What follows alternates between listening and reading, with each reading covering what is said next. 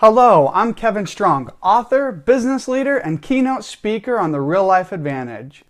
We know that when someone perceives reality, they're free to develop their strengths and talents to share them with the world. That's our mission. So I thank you for partnering with us, and I welcome you to this exclusive 6-part video series.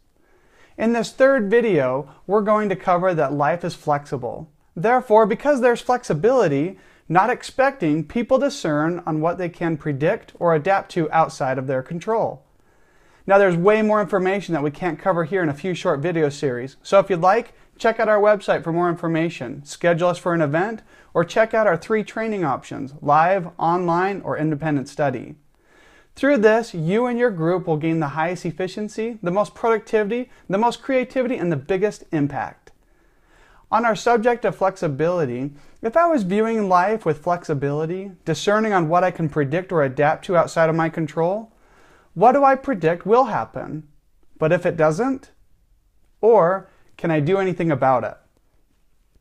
Towards the end of the 14th century AD was the age of the Renaissance, where ignorance was pushed aside and the world was beginning to see the sparkle of a new dewdrop, the lure of a falling apple, and the wonder of a distant star.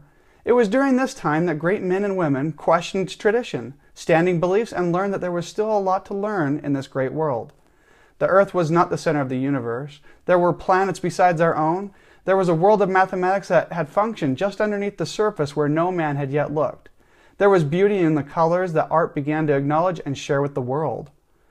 The Renaissance gave us new light into the world and pushed aside the Dark Ages, where man was directed by superstition and fear. The Renaissance gave the unexplainable a face and a name.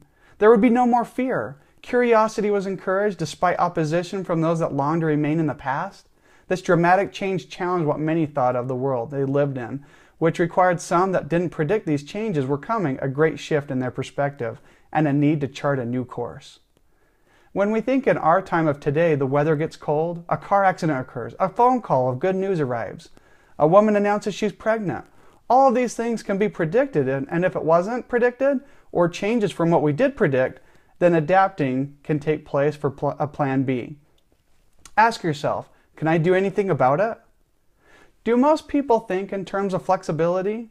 Not really, but the few that do seem to be the most proactive, the most optimistic, and the most in control.